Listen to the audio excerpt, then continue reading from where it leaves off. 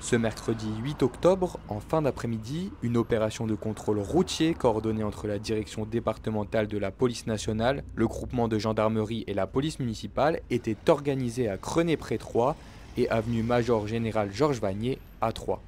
Cette opération, elle a trois objectifs. Elle a un premier objectif qui est un objectif que je dirais de visibilité symbolique, montrer la volonté de l'État au travers de la politique volontariste du préfet. Donc c'est le premier point. Le deuxième, c'est bien évidemment lorsqu'on agit ensemble, on est plus fort. Et notamment, on augmente notre visibilité, notre empreinte au sol.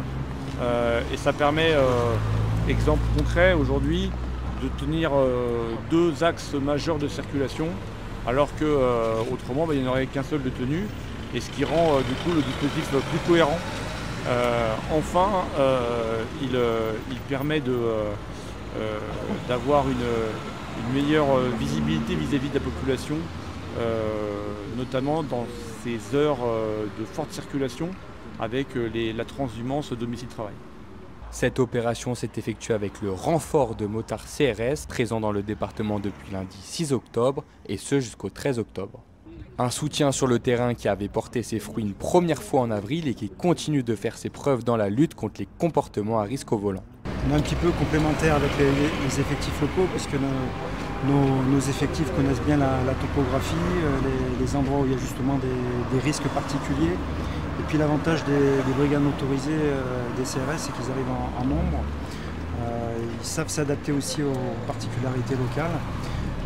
Rien qu'hier, il y a déjà eu une trentaine de verbalisations effectuées, contraventionnelles, 5 délits qui ont été relevés, et puis également des infractions connexes comme la consommation de produits stupéfiants avec des AFD qui ont été réalisés sur des consommateurs. Avec 20% de contrôles d'alcoolémie supplémentaires et une augmentation de 25% des contrôles de stupéfiants, les contrôles routiers se sont démultipliés en 2025 dans le département. Malgré une légère amélioration, la situation reste fragile et préoccupante, comme a tenu à le rappeler le préfet de l'Aube. L'an dernier, les chiffres au niveau national étaient plutôt bons, ceux de l'Aube étaient exécrables. Et cette année, les chiffres nationaux se sont dégradés. Ceux de l'Aube sont légèrement meilleurs, mais tout ça reste assez fragile. Nous sommes encore à 16 morts à regretter, contre 25 à la même époque l'an dernier.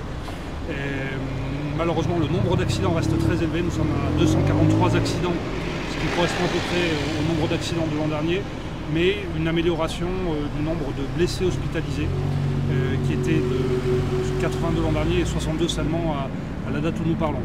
Donc mieux en termes de décès et en termes de blessés hospitalisés, mais un nombre d'accidents encore très important qui appelle toute notre vigilance. Constat surprenant, depuis le début de l'année, ce ne sont pas les jeunes qui sont le plus touchés par les accidents de la route, mais bien les personnes âgées. Elles représentent en effet 60% des victimes. Les autorités réclament davantage de vigilance de la part des automobilistes, surtout dans les zones les plus tendues. Les axes à plus forte densité de circulation sont quand même plus impactés par l'accidentologie et donc j'en appelle à la responsabilité de chacun, notamment sur des axes comme la D677 par exemple, ou la D119, d'être vigilant au comportement, à son propre comportement et au comportement aussi des autres automobilistes et des motos pour éviter les accidents souvent involontaires. Pour l'heure, les forces de l'ordre ne comptent pas desserrer les trains dans l'Aube, le département étant toujours très touché par l'insécurité routière.